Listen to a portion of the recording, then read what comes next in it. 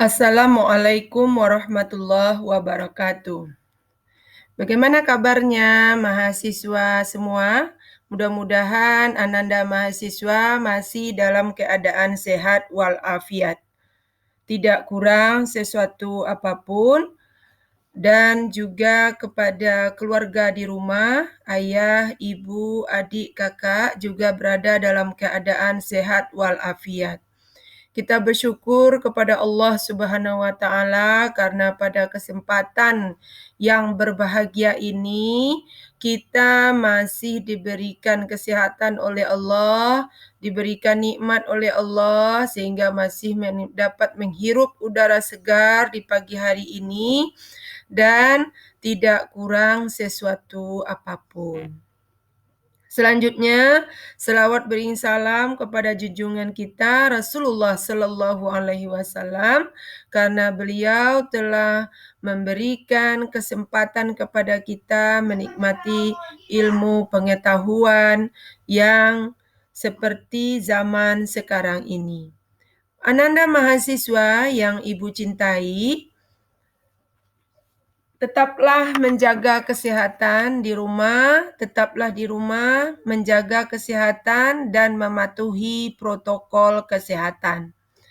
Ananda mahasiswa, pada pertemuan yang ke-6 ini adalah pertemuan kita dalam membahas pedoman hidup Islami warga Muhammadiyah atau yang disebut dengan dokumen PHIWM. Sebagaimana biasa,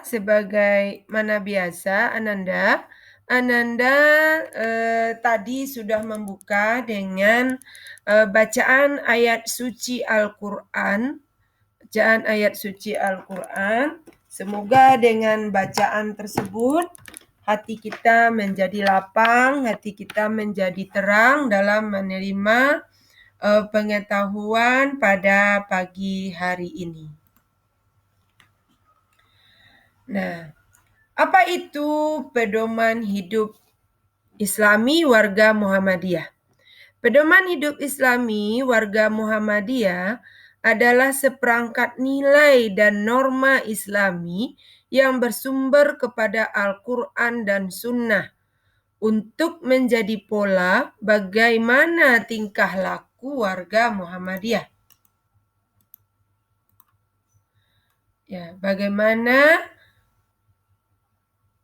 tingkah laku warga Muhammadiyah dalam menjalankan kehidupan sehari-hari sehingga tercermin perilaku Islami menuju terwujudnya masyarakat Islam yang sebenar-benarnya.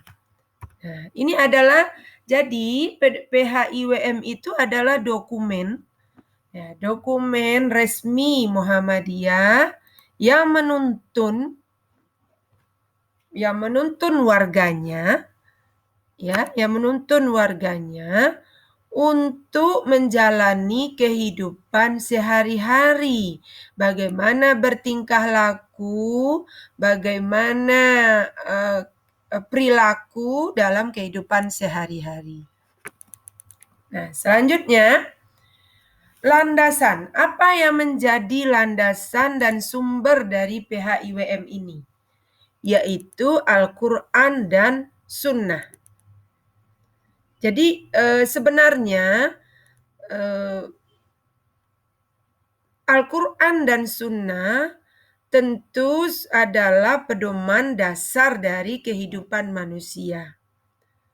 Namun, agar Al-Quran dan Sunnah ini bisa dengan mudah dipahami oleh warga Muhammadiyah yang terdiri dari semua lapisan masyarakat, mulai dari ranting, cabang, daerah, wilayah, maupun pimpinan pusat, maka perlu garis-garis yang jelas sehingga apa yang tercantum dalam Al-Quran dan Sunnah itu mudah dipahami oleh masyarakat, khususnya warga Muhammadiyah.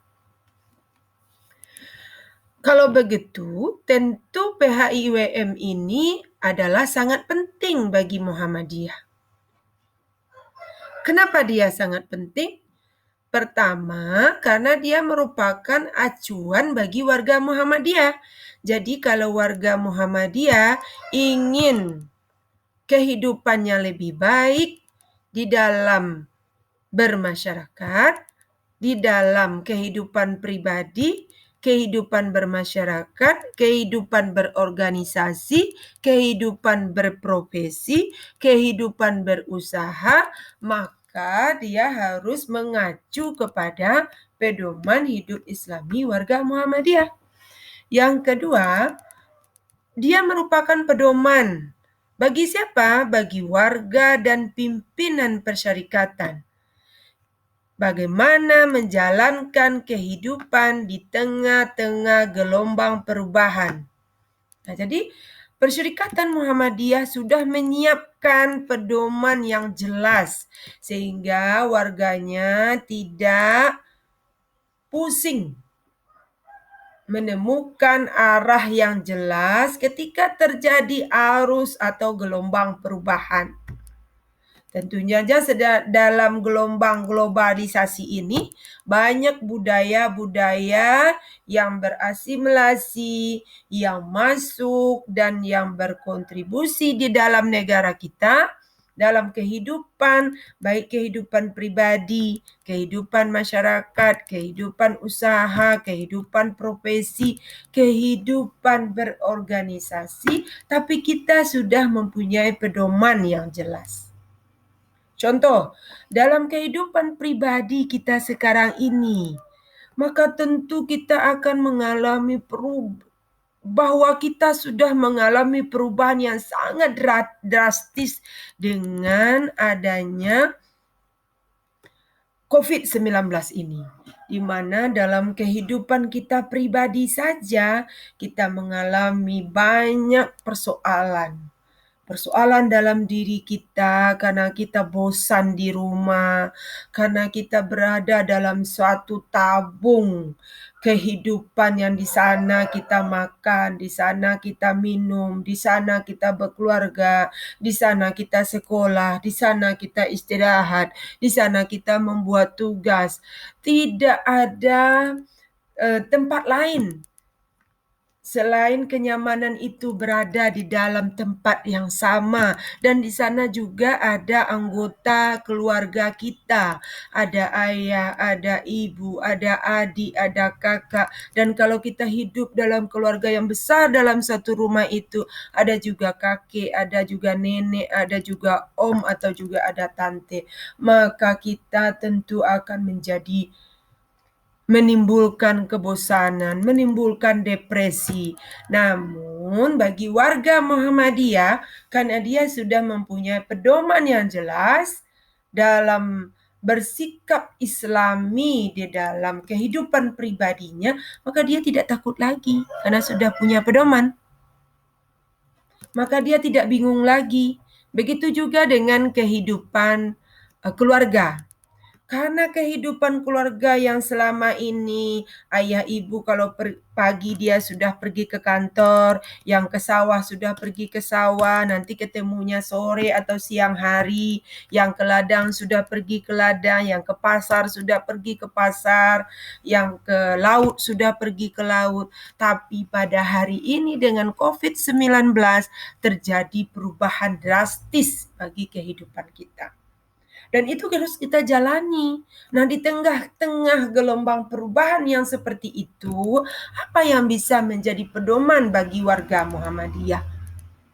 Nah, Persyarikatan Muhammadiyah sudah menyiapkan pedoman praktisnya untuk mencapai kehidupan yang islami tersebut, yaitu pedoman hidup islami warga Muhammadiyah. Yang ketiga, gunanya adalah untuk menangkis gaya hidup pragmatis. Apa itu gaya hidup pragmatis? Berorientasi pada nilai guna semata. Kalau ini tidak bermanfaat bagi saya tidak lakukan. Manfaatnya itu hanya sementara, sifat materialistis, kepentingan materi, hedonistis, kesenangan duniawi, dan kebudayaan dunia yang sekuler. Ini yang harus diantisipasi oleh Muhammadiyah. Kemudian yang keempat, gunanya adalah untuk menyaring penetrasi budaya atau masuknya budaya asing secara meluas dan multikulturalisme, kebudayaan masyarakat dunia yang majemuk dan serba melintas batas. Ya, jadi sekarang ini apalagi internet ya, saudara sudah bisa melihat di dalam kamar sendiri, kuliah di kamar sendiri, belajar di kamar sendiri ya. Tentu banyak hal-hal yang bisa dilihat ketika saudara mengklik sesuatu. Yang dibawa oleh garis, yang dibawa oleh perubahan, tentu akan terjadi perubahan hubungan sosial, ekonomi, politik, dan budaya. Dan inilah yang akan disaring oleh pedoman hidup Islami warga Muhammadiyah. Dan yang kelima, perubahan orientasi nilai dan sikap dalam bermuhammadiyah. Nah, sekarang tentu terjadi perubahan nilai. Karena faktor-faktor yang memerlukan standar dan norma yang jelas dari Muhammadiyah. Ya, mungkin saja standar ikhlas ya. Ikhlas yang bagaimana? Tentu ikhlas yang juga menguntungkan bagi orang yang melaksanakannya. Terjadi perubahan orientasi nilai bahwa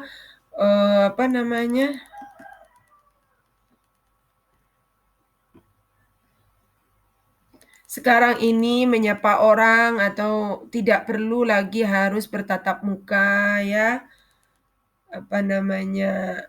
Mengucapkan berlangsungkawa bisa dengan mengirimkan ucapan saja melalui WA. Banyak perubahan-perubahan nilai yang terjadi dalam masyarakat. Sehingga kalau kita tidak hati-hati, maka ini akan membuat kita menjadi manusia yang manusia yang hanya manusia yang sendiri. Kalau kita tidak mengikuti, kalau kita tidak menyaring, maka kita akan menjadi manusia yang sendiri di tengah keramaian dunia, internet, atau perubahan yang sangat dahsyat pada saat ini. Bagaimana sifat dari PHIWM ini? Sifat PHIWM ini ada 5. Yang pertama, dia hanya mengandung hal-hal pokok tentang bentuk acuan nilai dan norma. Dia tidak akan mengatur bagaimana saudara harus bertegur sapa, bagaimana saudara harus secara praktis ya, tidak akan mengatur secara praktis hubungan manusia dengan manusia, hubungan saudara dengan keluarga, hubungan dengan masyarakat tertentu atau dengan dengan dosen, tetapi dia memberikan acuan-acuan pokoknya. Kemudian dia bersifat pengayaan. Artinya dia mengandung khazanah, keluhuran, kemuliaan rohani dan tindakan. Yang ketiga, dia aktual. Ya, jadi PHIWM bisa kita pakaikan sekarang ini, dalam situasi seperti sekarang ini, karena dia selalu aktual dan hanya mengandung hal-hal pokok. Jadi bisa kita larikan kemana saja ketika kita berhadapan dengan persoalan dan perubahan. Memberikan arah bagi tindakan individu maupun kolektif yang bersifat keteladanan. Nah, jadi arah bagi tindakan kita secara menyeluruh dan itu membentuk sifat keteladanan. Artinya apa yang kita praktekkan ketika kita memahami PHIWM ini nanti akan menimbulkan keteladanan yang bisa ditiru oleh generasi-generasi selanjutnya atau anggota keluarga kita, masyarakat kita, seprofesi kita, dan lain sebagainya. Kemudian ideal. Jadi sifat dari PHIWM itu yang kelima adalah ideal, yakni dapat menjadi panduan umum bagi kehidupan sehari-hari. Terakhir, yang keenam, belum ya, masih yang keenam. Yang keenam, Robbani. Artinya apa yang telah disajikan atau yang diatur dalam pedoman hidup Islami itu adalah Robbani, mengandung ajaran yang bersifat akhlak atau etika baik yang bersifat kesalihan. Jadi akhlak yang ditampilkan ketika kita mempraktekkan PHIWM itu adalah akhlak yang mencerminkan nilai-nilai kesalihan. Yang ketujuh adalah taisir, yakni panduan ini adalah panduan yang mudah dipahami dan diamalkan oleh setiap muslim, khususnya warga Muhammadiyah. Jadi walaupun dia mengandung aturan-aturan pokok, tapi dia adalah aturan yang mudah dipahami. Karena dia memang dirancang, dirumuskan atau dibuat oleh para pendahulu Muhammadiyah, ya, oleh tokoh Muhammadiyah itu khusus untuk khusus untuk memberikan pedoman karena warga Muhammadiyah ini beragam, mulai dari tingkat yang paling bawah sampai ke pimpinan pusat. Itu pengetahuannya juga beragam. Nah, ini dibuat agar mudah dipahami oleh ragam masyarakat tersebut. Kemudian, apa tujuan dari PHIWM ini?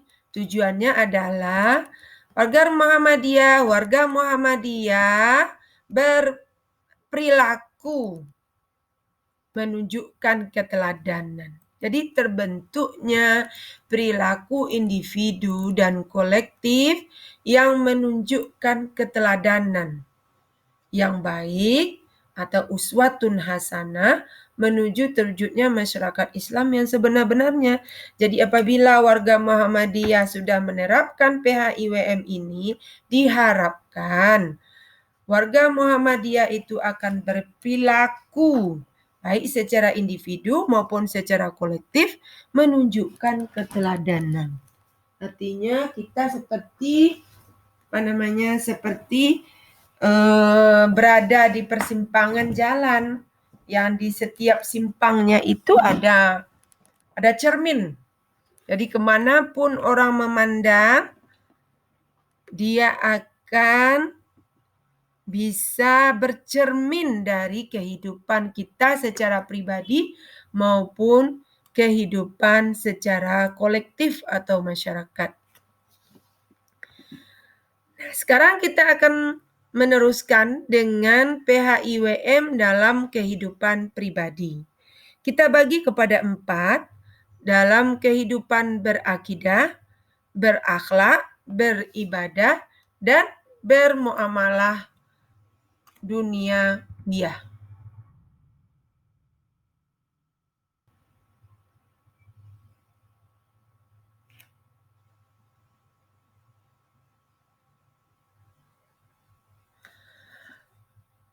Dalam kehidupan berkeluarga,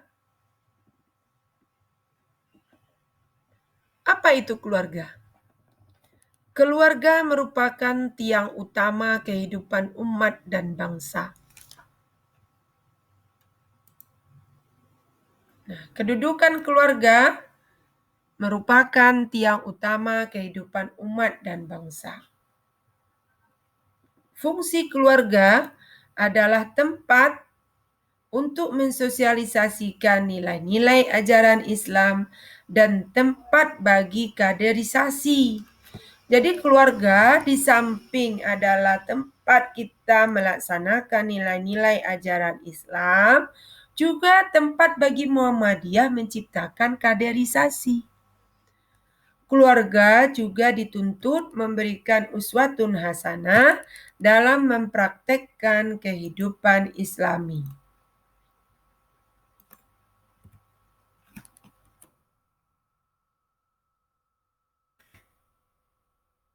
Nah, jadi kehidupan Islami harus diterapkan di dalam kehidupan berkeluarga. Karena keluarga-keluarga Muhammadiyah harus mencerminkan nilai-nilai yang bisa dicontoh oleh masyarakat sekitarnya. Ketiga, aktivitas keluarga. Pertama, menjaga keluarga dari pengaruh negatif. Hadis Nabi mengatakan, ku anfusikum wa ahlikum naro.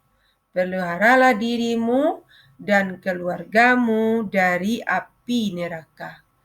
Artinya kita harus menjaga keluarga kita dari api neraka. Supaya tidak jatuh kepada api neraka, maka tentu kita harus membentengi keluarga dari pengaruh negatif. Yang kedua, menjauhkan diri dari praktek-praktek kekerasan dan melantarkan kehidupan.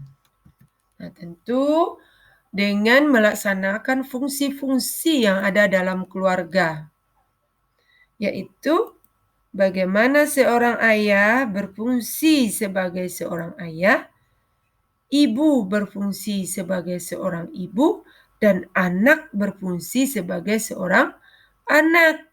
Ayah bertanggung jawab untuk menafkahi keluarga dan melindungi keluarga. Ibu bertanggung jawab memberikan perlindungan dan kasih sayang, sementara anak berusaha untuk menjadi anak yang baik dan membantu kedua orang tuanya. Ketiga, keluarga harus memiliki kepedulian sosial. Kepedulian sosial di mana keluarga sebagai komunitas terkecil di dalam masyarakat, dia harus juga mempunyai kepedulian terhadap masyarakat. Kepedulian terhadap tetangga, terhadap lingkungan, terhadap kampung, terhadap warga RT, RW dan semacamnya. Pelaksanaan sholat dalam keluarga harus menjadi prioritas. Jadi, aktivitas dalam keluarga ditandai nilai-nilai Islami itu dapat ditanamkan ketika pelaksanaan sholat sudah menjadi prioritas utama.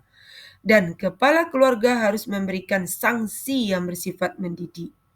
Dalam hadis Nabi sudah dijelaskan bahwa apabila anakmu sudah mencapai umur 7 tahun, maka hendaklah kamu pukul.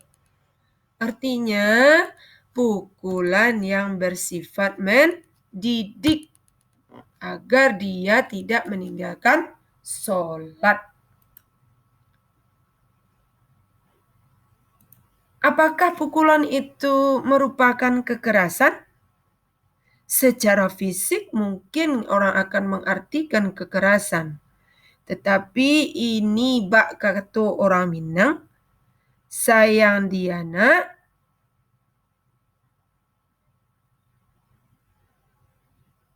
sayang di kampung ditinggalkan, sayang diana dipukuli. Artinya apa? Tentu ini bukan pukul yang sembarang pukul. Pukul yang bukan menyakitkan, tetapi pukul yang bukan menyakitkan, tetapi pukulan penuh dengan kasih sayang yang melambangkan cinta kepada anak, bahwa anak akan menjadi kepala keluarga, bahwa anak akan menjadi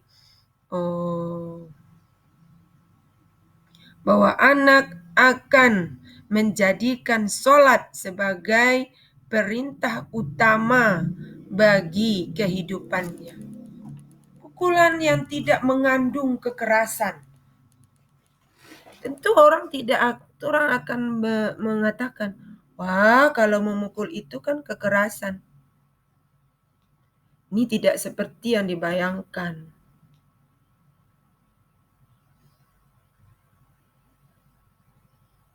Dalam apa yang tentu tidak sampai tidak seperti ya.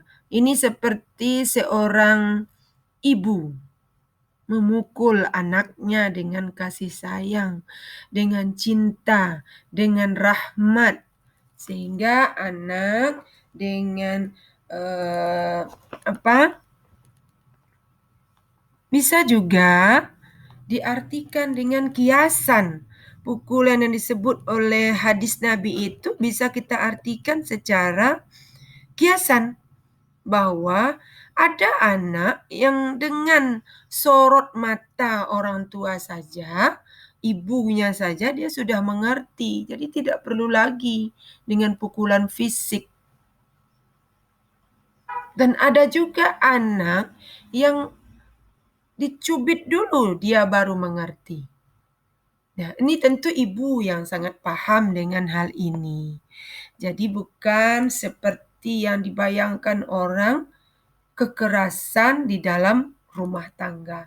Tapi ini adalah pendidikan dari hati ke hati yang diberikan oleh ibu kepada anak dalam menerapkan nilai-nilai bagaimana melaksanakan sholat menjadi prioritas di dalam kehidupan keluarga kita. Kemudian PHIWM dalam kehidupan bermasyarakat. Setiap muslim harus menjalin persaudaraan. Ya, dalam Al-Quran dijelaskan, A'udzubillahi minasyaitonirrajim, wal yakhsal ladzina law taraku min khalfihim dzurriyyatan di'afan khafu alaihim falyattaqullah qaulan syadida. Kemudian dijelaskan lagi, wa'tasimu bihablillahi jami'an wala tafarraqu.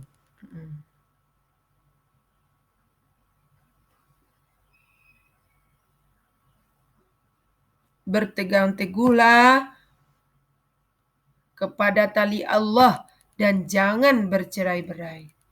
Ya, ibarat sapu lidi, apabila kita sapu lidinya hanya satu, maka tidak bisa untuk membersihkan sampah.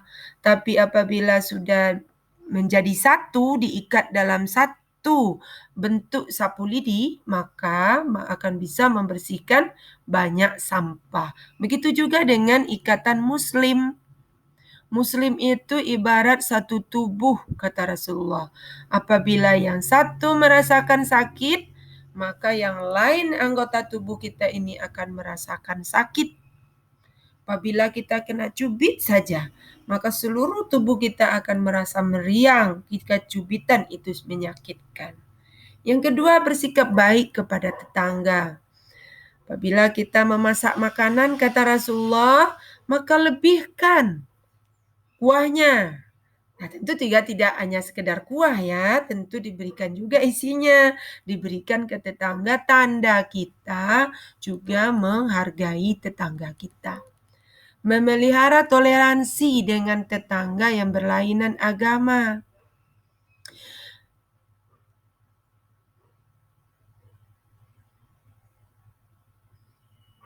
Bagimu agamamu dan bagiku agamamu. Tapi dalam kehidupan sosial, kita ini adalah bertetangga. Menunjukkan sikap sosial. Melaksanakan gerakan jamaah dan dakwah jamaah. Nah, ini yang barangkali yang belum ya, yang sangat yang sudah mulai ditinggalkan oleh warga Muhammadiyah, bagaimana menggerakkan gerakan jamaah dan dakwah jamaah. Artinya kita bergerak dalam satu ikatan, satu komunitas, kemudian kita melakukan dakwah yang rutin dalam komunitas tersebut. Kemudian PHIWM dalam berorganisasi, menjadikan Muhammadiyah sebagai gerakan dakwah Islam yang kuat dan unggul. Setiap anggota memelihara kewajiban menggunakan musyawarah dan setiap konflik yang timbul, menyempurnakan gerakan Muhammadiyah, menggairahkan ruh Muhammadiyah.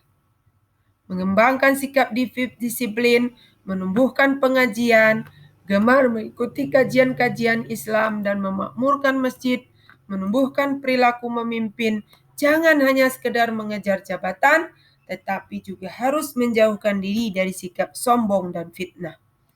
14, slide ke-14, membangun tradisi kepemimpinan dan kelompok, memiliki jiwa pembaruan, mengembangkan bertanggung jawab, membina akhlak, dan menjauhkan diri dari taklid, syirik, bid'ah, dan tahyul.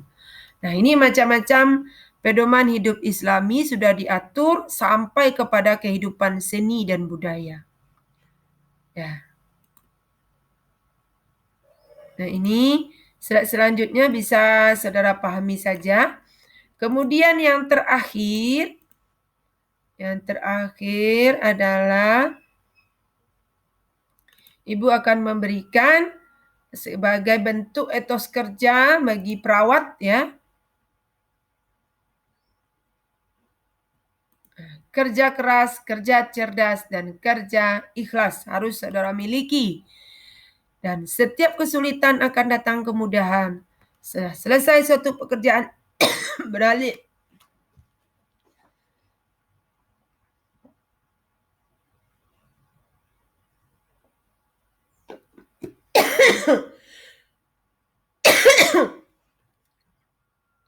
Nah, setelah selesai satu pekerjaan beralih pada pekerjaan yang lain, kemudian bekerjalah kamu, maka Allah akan melihat pekerjaanmu. Nah,